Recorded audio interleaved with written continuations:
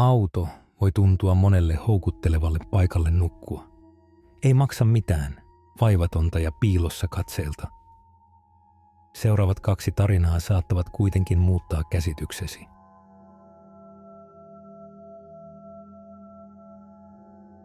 Olen aina rakastanut pitkiä automatkoja. Jo lapsena olin innoissani ajatuksesta rentoutua penkilläni, kun ulkopuolinen maailma viiletti ohitseni. Tämä ilo ei vähentynyt nuoruudessani, vaan itse asiassa se vain kasvoi. Kun sain ajokorttini, aloin tehdä pieniä automatkoja muutaman kuukauden välein. Ne olivat yksinkertaisia tutkimusmatkoja, esimerkiksi retkeilyalueelle tai ystävän luo. Mutta olin ihan fiiliksissä. Olin aina nukkunut autossani matkoillani, koska en nähnyt järkevänä käyttää rahojani johonkin kurjaan, ylihinnoiteltuun motelliin. Sitä paitsi tuolloin tuskin pystyin maksamaan vuokraanikaan. Olin tullut melko taitavaksi autossa yöpyjäksi. Opin löytämään paikkoja, joissa nukkua, rakentamaan väliaikaisia pöytiä ja sänkyjä sekä eristämään autoni kunnolla talvikuukausina. Kaikki tämä oli tullut minulle luontevaksi. En ollut koskaan tuntenut oloani levottomaksi nukkuessani perintönä saadussa vuoden 2003 Chevrolet Impalassani, kun yötaivas muuttui aamunkoitoksi. Sen sijaan pidin sitä rauhoittavana, kun sain herätä ympärilläni olevaan kuvankauneisiin maisemaan. Mutta mielipiteeni on muuttunut suuresti siitä lähtien. Tuskin nukun enää koskaan autossa ilman asetta suojanani. Kaikki alkoi, kun päätin vierailla kauan odotetulla visiitillä vanhempieni luona.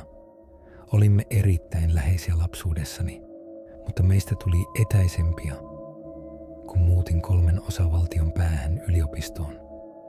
Soitin heille ja sovimme tapaamisesta seuraavalle viikonlopulle. Sain töistä vapaata ja aloin suunnitella reittiäni. Olin matkustamassa asunnoltani Washingtonista heidän ihastuttavaan 3-kerroksiseen talonsa Kaliforniaan. Suunnittelin nukkuvani autossa noin puolivälissä matkaa ja saapuvani heidän kotiinsa iltapäivällä. Pakkasin tavarani ja lähdin matkaan varhain seuraavana aamuna. Suurimman osan ajomatkasta vietin fiilistellen rock-kokoelmaani ja uppoutuen äänikirjoihin ja podcasteihin. Kun aurinko katosi ympäröivien vuorten taakse, aloin etsiä syrjäistä paikkaa, johon mä voisin pysäköidä. Muutaman minuutin etsimisen jälkeen löysin sen, vanhan hylätyn levähdyspaikan, jota ympäröivät korkeat puut ja paksu, sammaleinen kasvillisuus. Pysäköin parkkipaikalle ja pysäytin autoni. Käänsin takapenkit alas ja rakensin väliaikaisen sängyn makuupussistani. Muutamasta peitosta ja useista tyynyistä. Nukahdin nopeasti. Heräsin aamunkoitteessa ja käänsin takapenkit takaisin paikoilleen. Pääsin varhain liikkeelle suunnitelman mukaisesti. Pientä liikennettä lukuun ottamatta loppumatka sujui ongelmitta. Sinä iltapäivänä saavuin vanhempieni talolle, jossa he odottivat minua innoissaan. Vietimme viikonlopun jutellen kuulumisia, juoden heidän terassillaan ja uiden heidän yleellisessä uima-altaassaan. Oli todella mukavaa nähdä heitä pitkästä aikaa. Koko kokemus oli ikimuistoinen ja upea. En kuitenkaan kirjoittaisi tätä, jos se olisi kaikki, mitä tapahtui. Aamu koitti, jolloin lähdin ja hyvästelimme toisemme. Oli hieman työlästä navigoida ulos heidän kaupungistaan, mutta pian olin vain minä ja avara tie. Ilta teki vahvasti tuloaan, ja ennen kuin huomasinkaan, olin pimeyden ympäröimä. Korkeat, uhkaavat puut ja paksut pensaat näyttivät paljon synkemmiltä kuin ennen. Ne näyttivät ohuilta, käyriltä käsivarsilta, jotka kurottivat tarttuakseen minuun. Yritin etsiä paikkaa pysäköidäkseni, mutta tämä tie tuntui jatkuvan loputtomiin. Aloin tuntea itseni hieman hermostuneeksi, yksin pimeydessä. Ajoittain vannon nähneeni tummia hahmoja pensaiden keskellä ja puiden takana. Selitin tämän itselleni väsymykselläni ja yritin unohtaa sen. Olin silti varuillani ja vilkuilin penkkini taakse muutaman minuutin välein. Lopulta huomasin lähestyvän levähdyspaikan, jonne käännyin. Tässä vaiheessa en juuri välittänyt, minne se johtaisi. Halusin vain pois tuolta loputtomalta tieltä. Se johti minut autioituneelle sivutielle, joka näytti siltä, ettei sitä ollut käytetty vuosiin. Hidastin vauhtia ja pysäköin tien varteen. Toistin tavallisen rutiinini sänkyni väsäämiseen. Kävin lepäämään ja suljin silmäni. Väsymys voitti minut ja vaivuin nopeasti uneen. Kova kolkutus herätti minut nopeasti. Kohotin päätäni varovasti. Onko siellä joku? Epätavallinen ääni kysyi. En sanonut mitään. Olin liian pelosta lamaantunut vastatakseni. Etsin vain ohjeita lähimpään kaupunkiin. Hän jatkoi. Olin juuri sanomaisillani jotain, mutta ajattelin sitten itsekseni, miksi joku olisi näin myöhään jollain autioituneella sivutiellä keskellä ei mitään. Vaeltelin ystävieni kanssa ja... No, he ovat poissa nyt. Hän sanoi oudon naurun kera. Voisitko vain avata oven, jotta voimme puhua kasvotusten? Jokin syvällä sisälläni sanoi minulle, etten saisi vastata. Pelosta vedin peittoni pääni yli.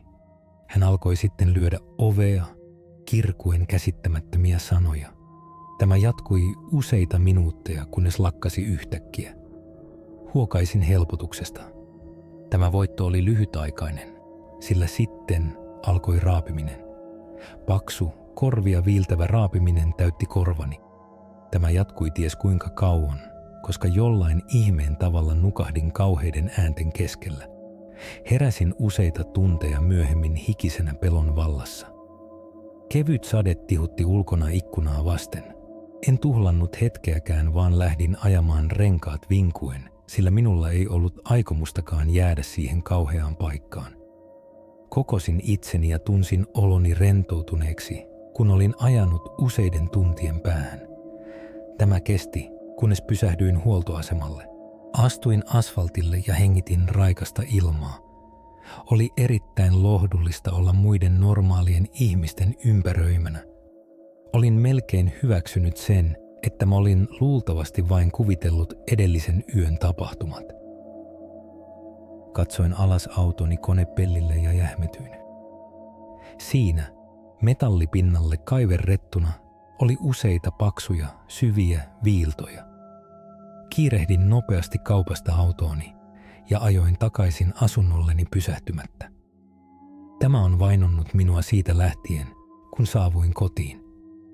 Vainoharhaisuus on ottanut minusta vallan. Kaikki kaihtimet ovat kiinni ja minulla on aina vähintään yksi ase mukanani. Olen tutkinut mahdollisia tieteellisiä selityksiä, mutta tämä ei ole tuottanut juuri mitään tuloksia. Pelkään poistua asunnostani, vaikka kaipaan kipeästi ihmiskontaktia.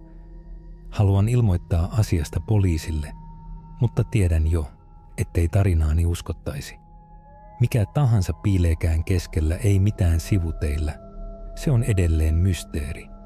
En tiedä, mikä tuli luokseni sinä yönä, enkä tiedä, miksi se tuli. Sen tiedän varmasti, että sinun ei pitäisi ikinä nukkua autossa yöllä.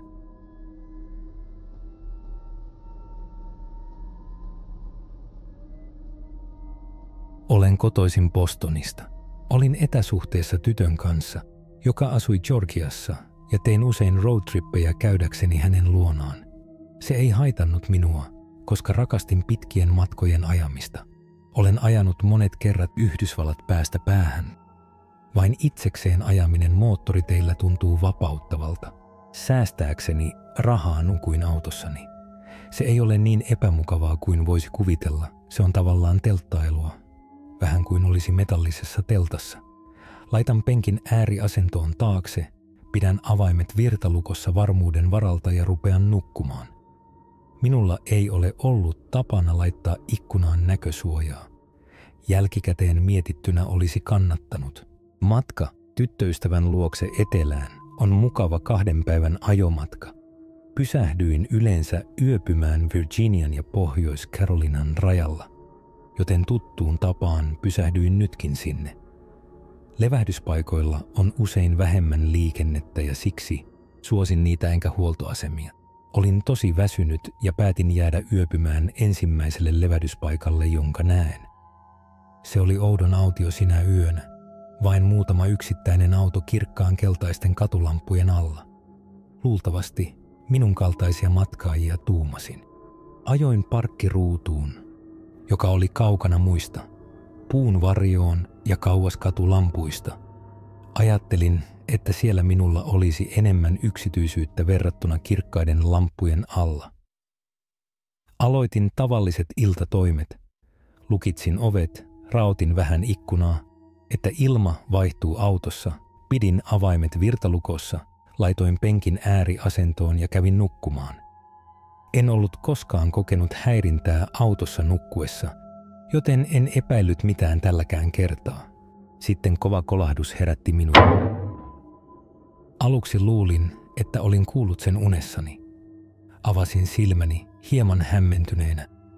Koska olin säätänyt penkin aivan taka-asentoon, näin ainoastaan auton katon. Kuulin toisen kolahduksen. Ikään kuin pieni esine olisi osunut auton pintaan. Satavatko vesipisarat tuulilasiin? Olen puun alla. Ehkä jotain putosi puusta. Ehkä orava tai lintu pudotti jotain. Entä jos orava kiipeilee autoni katolla? Tai entä jos se ei ollut eläin? Mieleeni juolahti ajatus, että mitä jos äänet ovatkin peräisin ihmisen toiminnasta? Mitä hän mahtaisi haluta? Ovatko ovet varmasti lukossa? Kyllä. Avaimet ovat virtalukossa, eli voisin lähteä ajamaan milloin tahansa. Silti makasin siinä liikkumatta, teeskennellen nukkuvaa. Teeskentelin, etten ollut kuullut mitään. Toivoin, että kuka tai mikä tahansa se oli, se jättäisi minut rauhaan. Oli parempi olla tietämättä. Olin liian peloissani tietämään. Oli parempi jäädä tänne, sokeassa tietämättömyydessä. Sitten kolahdukset jatkuivat. Minun piti tehdä jotain. Paikoilleen jääminen ei ollut enää vaihtoehto. Minun täytyi katsoa, mitä ympärilläni tapahtui. Sydämeni pamppaili. Kuka tai mikä ikinä ulkona olikaan pystyisi varmasti kuulemaan sykkeeni. Keräsin rohkeuteni ja nostin pääni ylös katsoakseni, mikä teki sen äänen. Se, mitä näin, sai koko kehoni kohmettumaan pelosta. Jokainen kehoni solu oli puhtaassa shokissa siitä, mitä näin. Katulampujen himmeä loiste heijasti juuri tarpeeksi valoa, jotta näin, mitä katselin. Auton tuulilasissa, suoraan minua tuijottamassa, oli kasvot. Joku, jonka arvelin olevan nainen, makasi konepellillä, kasvot painautuneina suoraan tuulilasiin. Hänen kasvonsa olivat täysin liikkumattomat, lukkiutuneet pysyvään hymyyn. Olin aivan jähmettynyt ylivoimaisesta pelosta. Silmät, joihin tuijotin, olivat pyörähtäneet taaksepäin, näyttäen vain valkoista. Nenä oli kääntynyt ylös, painautuneena lasiin tuskallisesti. Huulet venyivät leveäksi, paljastaen kauheat mädäntyneet hampaat.